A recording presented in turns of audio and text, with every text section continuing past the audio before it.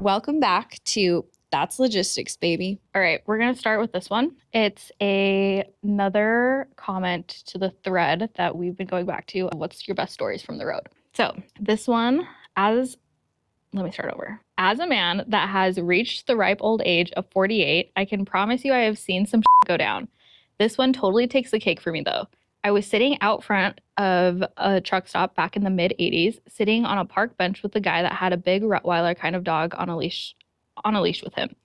I tried to make small talk, but he was quite a sourpuss. We sat in silence for a few minutes until the most unexpected thing I have ever seen happened right before my very eyes.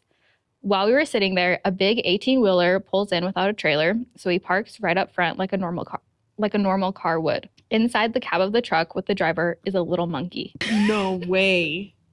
Okay, keep going. The dance for the organ grinder kind of monkey. While the dog spots this little monkey and proceeds to go over it, lunging at the end of his leash and barking at the top of his lungs, generally making a real spectacle of himself, to say the least. The driver is obviously upset, but not nearly as much as the monkey is. Actually upset he was pacing the dashboard back and forth, the monkey, never taking his eyes off of this very aggravating dog. The driver opens his little triangle window that they don't make on cars anymore, the ones made for smokers back in the day. He yells out to the douchebag to call his dog off because it's upsetting his monkey. The guy laughs and says, "No way." Says that his dog isn't bothering nobody. The dog hasn't shut up since he laid eyes on the monkey. I promise you, he is bothering everybody for several blocks around. Now here's where things start to get interesting. The driver says that if he doesn't call off his dog, he's going to let his monkey loose on that dog. Douchebag laughs and says that his dog would eat that monkey alive. Upon hearing this, the driver leans over and reaches into his glove box and pulls out one of those tiny baseball bats like that you used to get at Astro World or carnivals, and places it in the monkey's hand. No way. The monkey obviously knows what's about to go down because he is now trying to squeeze out of that little triangular window I mentioned earlier. This monkey has a murder in his eyes if I've ever seen it. Most do. That's true. Yeah, they're aggressive. Very aggressive. Okay. This monkey has murder in his eyes if I've ever seen it. Driver hollers, "Last chance to save your dog's ass, man." In response, douchebag lets his dog off the leash. Now we have a situation that has escalated to the point where we have a dog jumping up at the window and a monkey screaming profanities right back at him. While the driver finally rolls down the regular window and out leaps all kinds of miniature primate hell. The dog never knew what hit him. Quick as a flash, this monkey is riding on the back of this dog's neck. Oh, no way! His two back feet all wrapped up on his neck with one hand hanging onto an ear. The other hand, as you may have guessed by now, is steadily and mercilessly raining down blows about his dog's head and face. I mean, hard blows. You can hear them whap, whap, whap. Oh my gosh, that is wild. Well, it only took a moment for the dog to realize he was in way over his head. He bolts, yelping bloody murder as he runs away at full speed. I mean, this dog is running so hard, he's throwing up tufts of grass and dirt as soon as he leaves the pavement. I'm sure. The monkey's still riding him and beating on him the whole time. Douchebag acts like he wants to fight now, but several people, including myself, stepped in to stop that nonsense. In a couple of minutes or so, that little monkey comes looping back with his little bat still in hand. You can just picture it. Like, is he a writer? What kind? Like, I need to know. Right, left, what? He just painted that entire scene for us. So in a couple of minutes or so, the monkey comes. Oh my God. That wanker ran off to try to go find his dog, but I don't know if he ever did. My ride showed up and I had to go. Never again in this lifetime will I see something so totally crazy and unexpected like that. That is wild. Wow. A monkey. Like, is the monkey trained enough to know to go and hide? Because, is it even legal? Right. Well, one, that's what I'm saying is he trained to know, hey, go hide, go get on, the sleeper or something, on the bed? Yeah. Or, are shippers seeing wild things coming in, too, and, being okay with that? Yeah. And also like industry too, right? So like if it was a flatbed, maybe it doesn't matter because it's like, Oh, you know, yes, like yeah. construction material or Right. stuff of that It's a different nature environment. versus like grocers and stuff like that. Anyways, that's a wild. Isn't it crazy? I feel like I lived through that. He painted that Yeah, picture He did. He did. I'm so so impressed. delicately. Yeah, I know. We need to follow that man. I don't know how I Reddit know. works, but We'll find him. We'll find Yep. him.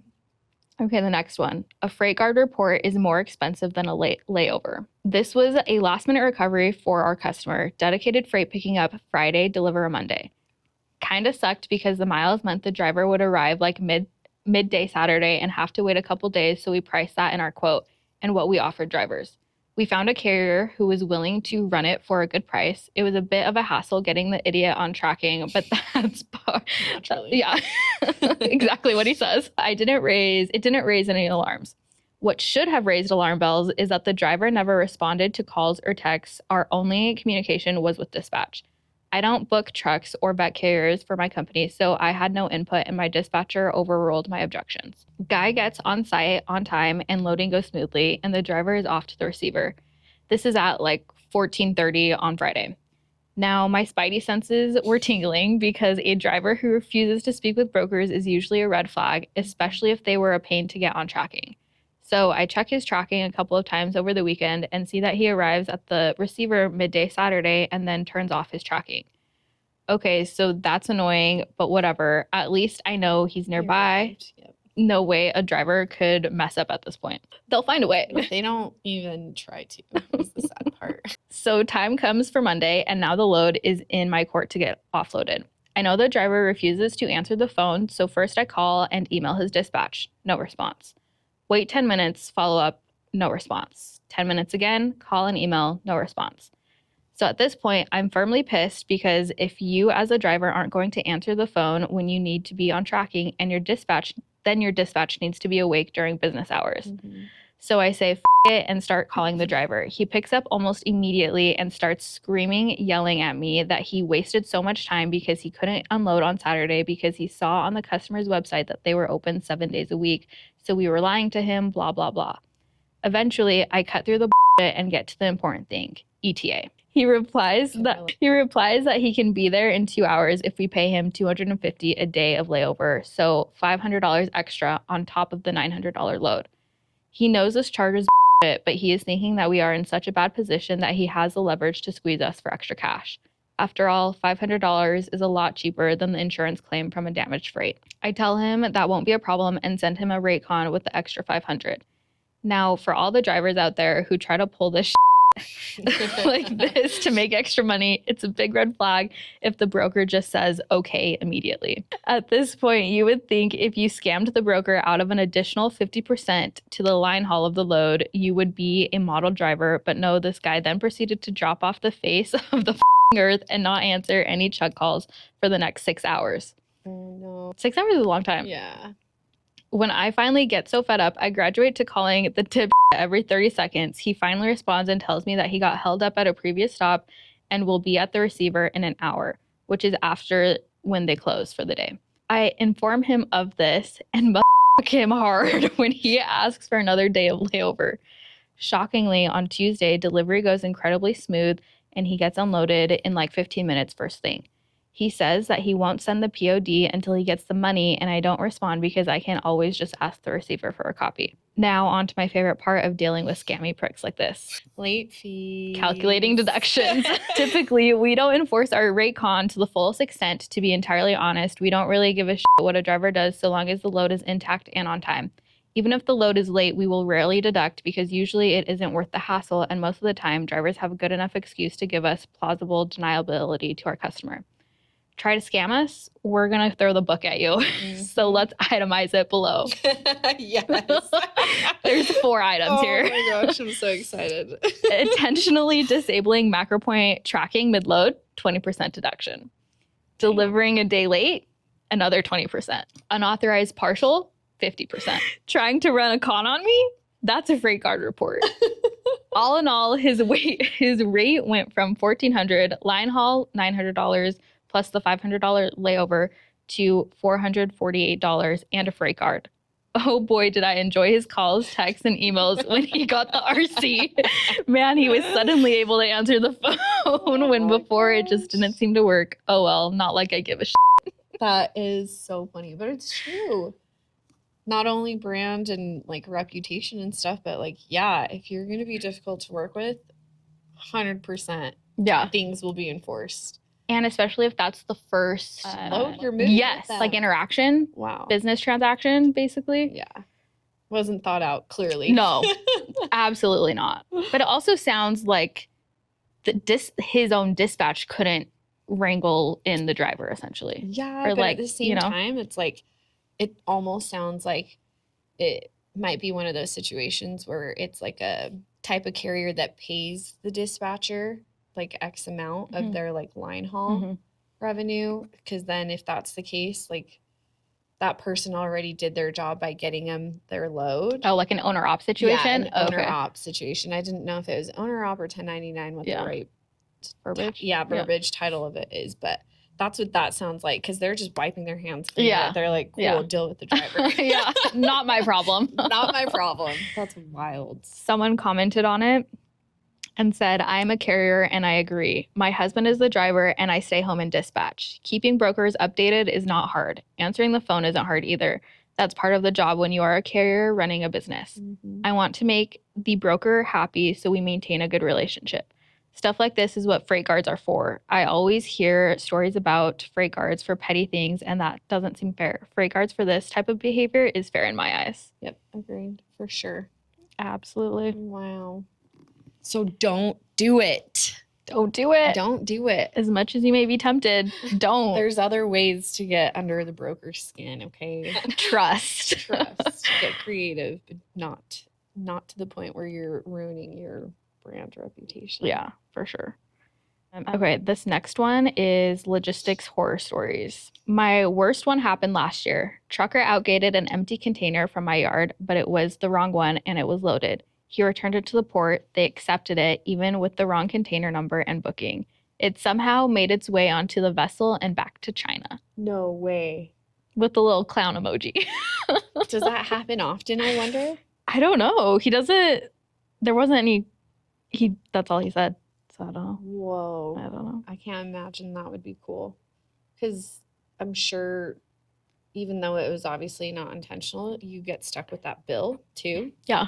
right? And Right. like, I'm sure there's entry fees. I don't know a lot about. International. Yeah. Yeah. But yeah, you're right. I'm sure there is. Yeah. It's crazy.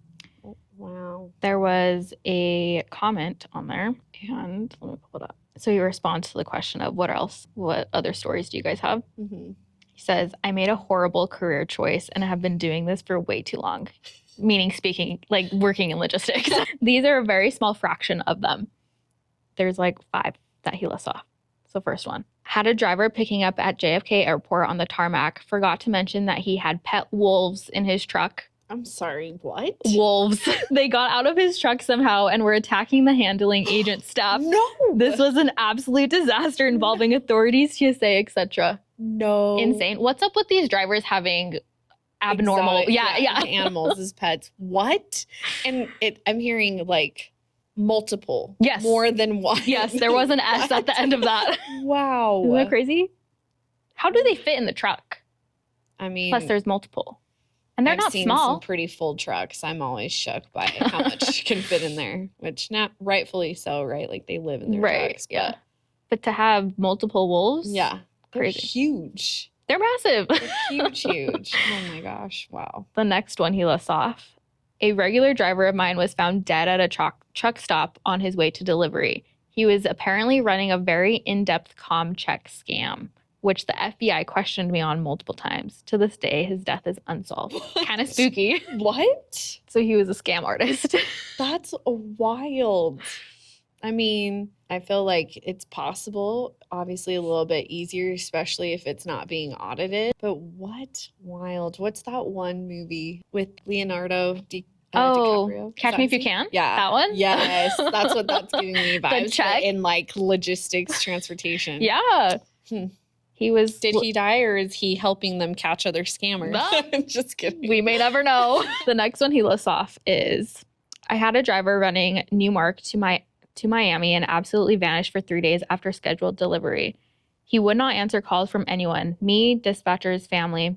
I ended up getting in contact with Miami-based prostitute who reached out to him with texts and voicemails.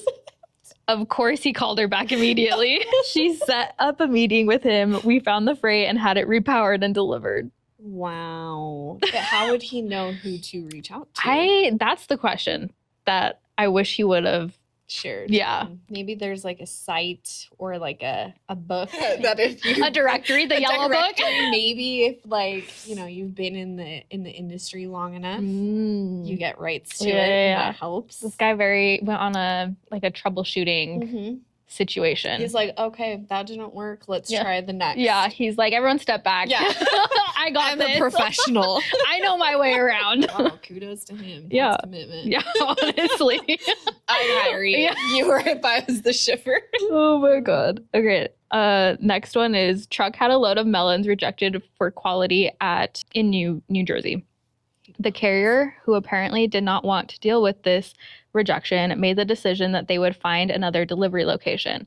An hour later, I got pictures of melons sitting on a random storage dock and was told to go find them. They shut off phones and I was unable to find those melons. Damn. That's a whole load of melons. I bet people were snatching those up.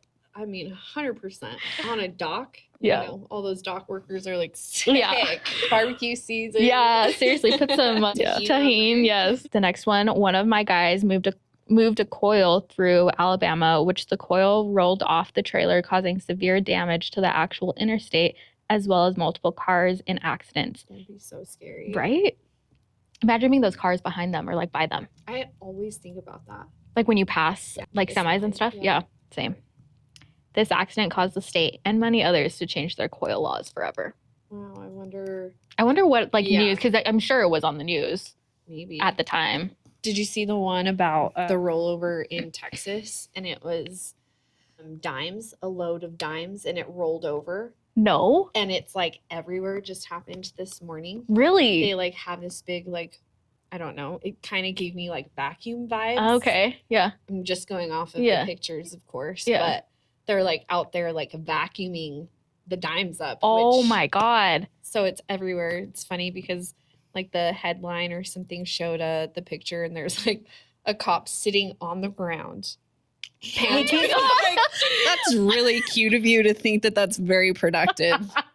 You clearly did not want to go and do what you got to do, but yeah, it was funny. That's hilarious. Like, did we think through this before we just authorized that? Oh my God. But yeah, that was wild. That happened this morning. So they would have had to shut down the freeway or the highway, right? It looked like it was, but like the whole top part of like the semi was like, oh my God, just dimes everywhere. Was just like bad driver maneuver, or like I didn't read the whole thing, to be honest. So I'm not really sure. That's crazy. Yeah. Luckily no casualties though. Yeah, that's good. Yeah. For sure. This last one that he mentions is carrier picked up a foreign-made commercial cherry picker LAX airport and delivered to a farm in Yakima, Wyoming. The farm had the manufacturers, engineers, and installers fly overseas to meet the truck to have it installed. Upon delivery, they said the product was damaged and ruined and were filing damage claim for well over 7 figures. Whoa. That's a large number. The carrier who were confident they handled the freight safely and correctly immediately put their attorneys on the plane and arrived at the facility. The carrier also brought in inspectors galore to dig in, which ultimately involved getting law enforcement in too. After days of investigations at both the orchard and the shipper at LAX, it was determined the damage was done at LAX and the shipper knew about it and did an absurd amount of work to cover it up. Oh, claim was dropped against us and the carrier and rightfully addressed with the shipper. What? They just get on the plane and they're like, okay, everyone. Yeah. When we arrive, this is the story. This is the game plan. Yeah. No one to tear. Right. Oh my gosh, that's wild. Good on that carrier. Yeah. Hopefully that whole situation also covered their legal fees. Yeah, hopefully. Do you think that happens more often, like more times than not, or no? I don't know. Yeah, I'm not sure. Yeah. You never With know. those sensitive machinery and stuff. Yeah. You know, my husband, he's a machinist, so he works with, like, he makes, I think it's called a millwright. I don't know. Mhm. But, like, making Like bolts. bolts and stuff that are, like, milliseconds, Oh. like the measurements and stuff. And he's like, it's crazy how, like, just one little thing can just ruin the entire, like, big tank. He's in, like, the oil and refinery business, and, like, that's millions Oh my of God. dollars, like, when that goes down. So that's, The devil think- is in the details, yeah, I as was they gonna say, say. I do think it's possible that that happens often, just from, like, how it's handled. Yeah. It's wild.